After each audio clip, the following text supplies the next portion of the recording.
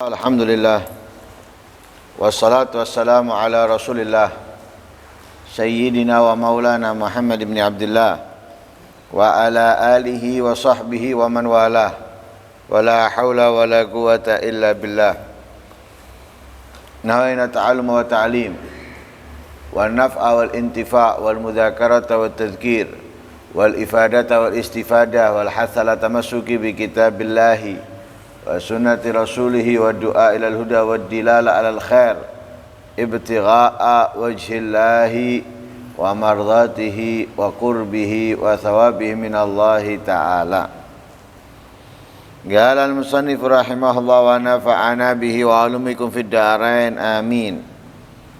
Wa qad qala al-masyayikh rahimahumullah man i'tarada ala shaykhihi walau bi khatirihi la yaji'u minhu syai' wa yadkhulu fi tariqi syekh bitahakkum lahu wa tahkimuhu ala nafsihi bi qabuli hukmihi wa iltizam ta'atihi wa sunnatu tahkim thabitatun fi syar'i kama dzakarahu Saharburdi fi awarifihi.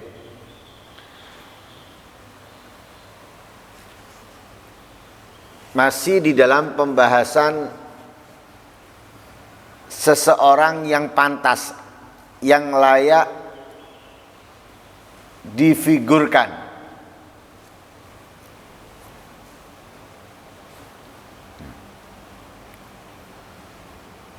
Untuk diikuti dan diteladani. Sekali lagi, bukan sosok orang yang hanya bisa ceramah, hanya bisa mengajar,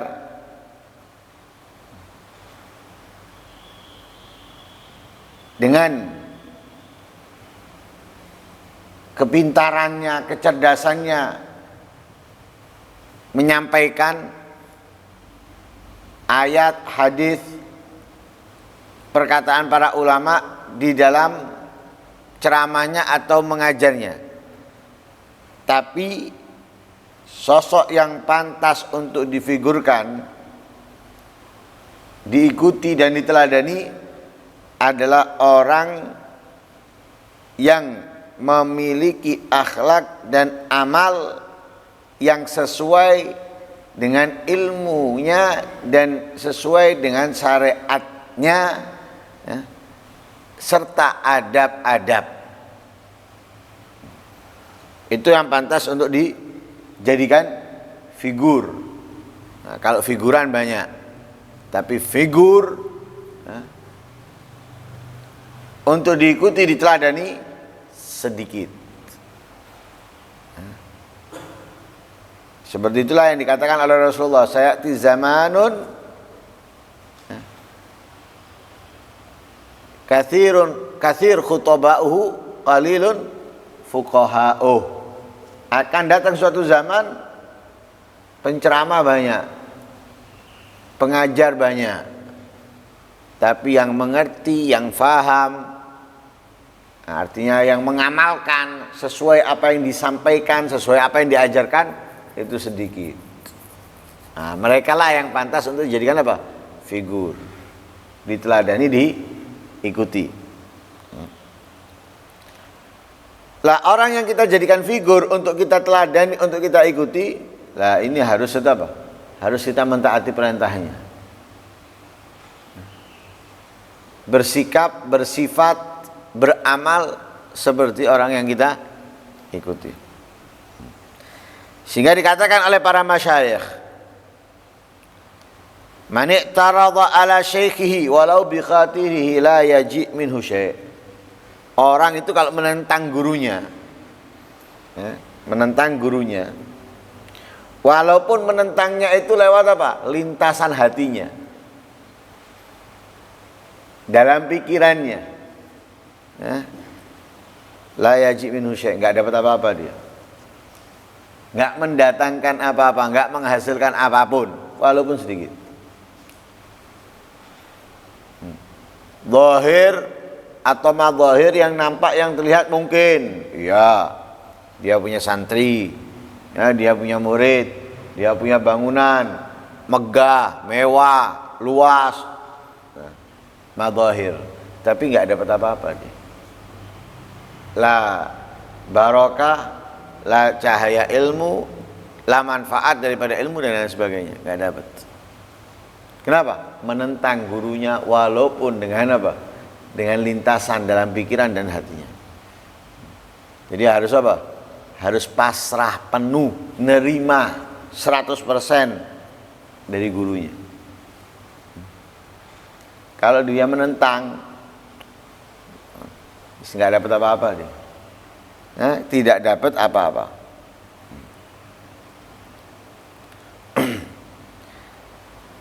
Nah, karena itu kalau kita mau menjadikan seseorang adalah figur kita, yang kita teladani, yang kita ikuti, maka apa? Wa yadkhul fi tariqi syekh bitahakkum lahu. Guru tadi itu yang menghakimi kita,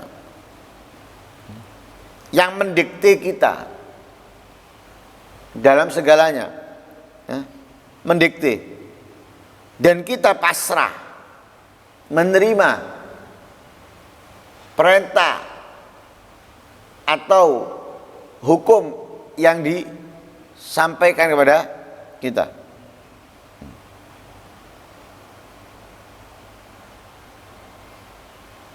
Karena menjadikan seseorang adalah hakim buat kita, yang mendikte kita, lakukan ini, jangan lakukan itu bukan sesuatu hal yang baru, tapi sudah ada di dalam Al-Quran, sudah ada dalam hadisnya Nabi SAW. Jadi ketika kita angkat seseorang menjadi figur buat kita, teladan, pemimpin yang kita ikuti, maka mau nggak mau kita harus pasrah dengan perintahnya. Kita harus mengikuti arahannya, lakukan ini, lakukan itu, harus. Lah kalau sudah seperti itu, kalau sudah seperti itu, dikatakan ini, waqad sabata al-amr lirrufqa fit tariq bi an yuqaddimu amiran alaihim yamtathiluna amrah. Dalam ayat Al-Quran ataupun dalam hadisnya Nabi SAW, itu sudah ditetapkan kalau kita melakukan perjalanan kemudian menjadikan salah satu daripada kita itu adalah amir, pemimpin dalam perjalanan itu, maka kita ini harus apa? Yamtathiruna amroh, mentaati perintahnya. Di dalam peperangan Nabi SAW mengangkat salah satu sahabat untuk menjadi apa? Panglima perang. Lah panglima itu diangkat untuk apa? Diikuti perintahnya. Oleh siapa? Oleh mereka yang ikut perang.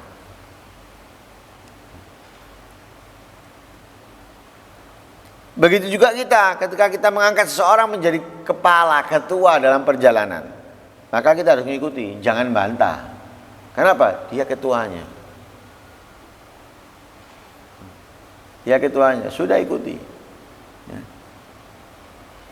Itu dari ajaran Rasul SAW. Dari apa yang diajarkan oleh Rasulullah. Untuk apa? Mentaati seorang amir tadi itu, pemimpin dalam sebuah perjalanan. Waqad urifa annal gurbatan nafilata tasiru faridatan lazimatan biltizami.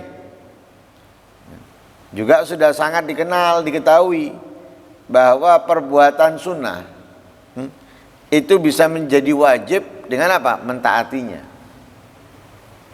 Yang sunnah bisa menjadi wajib ketika apa? Diwajibkan. Puasa sunnah. Tapi ketika pemimpin memerintahkan, yang sunnah tadi menjadi apa? Wajib. Salat istisqa ada dengan cara apa? Ada dengan cara diawali dengan puasa. Lah puasanya hukumnya sunnah. Tapi kalau pemimpin memerintahkan untuk kita berpuasa, itu maka wajib. Yang sunnah bisa menjadi wajib. Kewajibannya menjadi wajibnya karena apa? Karena diwajibkan oleh siapa? Pemimpin.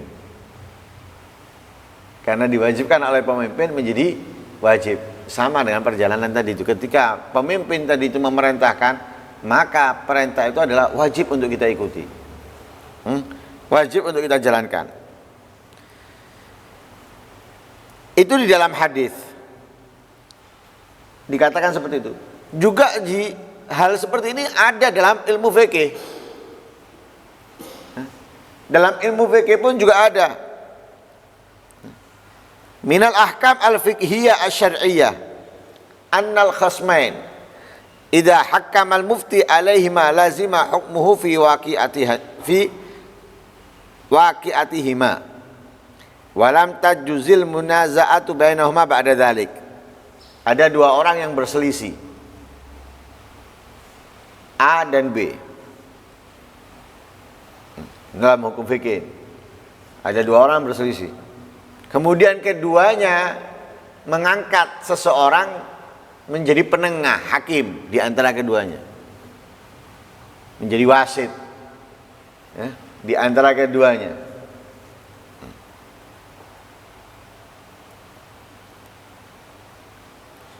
Atau seorang mufti menjadi wasit di antara keduanya. Maka keduanya ini wajib harus mengikuti hukum yang diberikan seorang mufti tadi itu atas perselisihan mereka ya, di dalam kejadian mereka berdua. Kalau sudah mufti menghukumi ya, yang benar A, yang salah B, atau B ya, benar A harus melakukan ini, maka keduanya harus menjalankan, wajib menjalankan sesuai apa yang disampaikan oleh seorang mufti tadi itu, yang dijadikan apa? Penghukum atas kedua orang tersebut. Harus, wajib. Wah, saya nggak terima, nggak boleh. Ini sudah apa? Ketentuan hukum yang diambil oleh seorang mufti untuk menyelesaikan perselisihan di antara mereka. Wajib keduanya apa? Ngikuti keputusan tadi itu.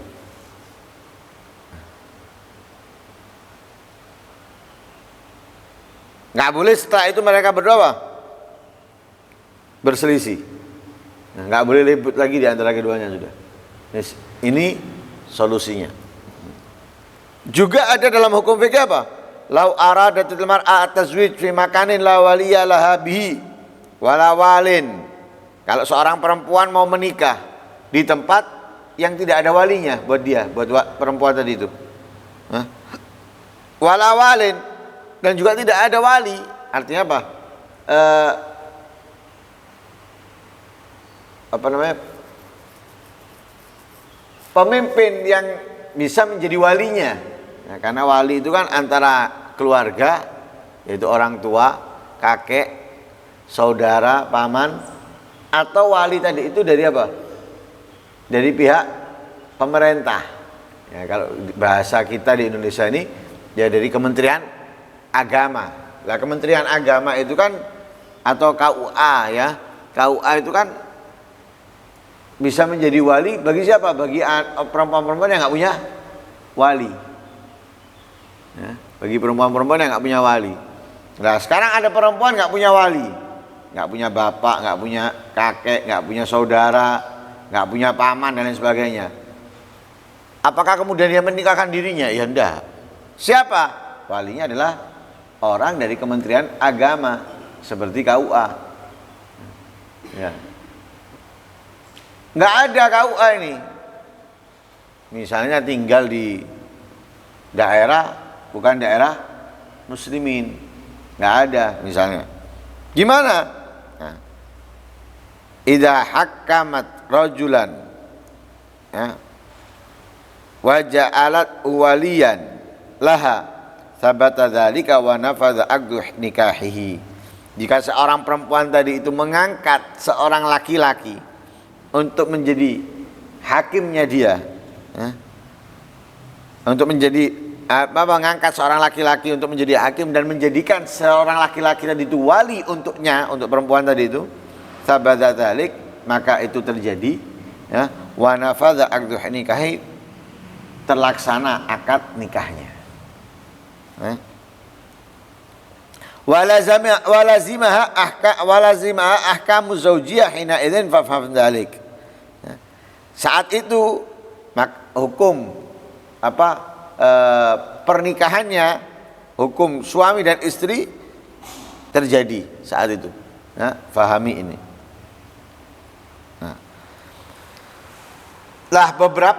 Beberapa tadi itu menggambarkan apa? Menggambarkan kalau sudah menjadikan seseorang figur, sudah menjadikan seseorang adalah panutan untuk diikuti, maka apa yang diperintahkannya nggak boleh kita tolak. Apa yang diinginkannya dari kita harus kita penuhi. Harus kita penuhi. Nggak bisa tidak. Makanya sampai dikatakan di awal tadi itu, kalau menolak walaupun dengan lintasan hatinya atau pikirannya, dia nggak akan dapat apa-apa. Nggak akan dapat kemuliaan, tidak ada dapat keistimewaan. Jadi harus patuh 100%, tidak boleh nolak dengan apapun.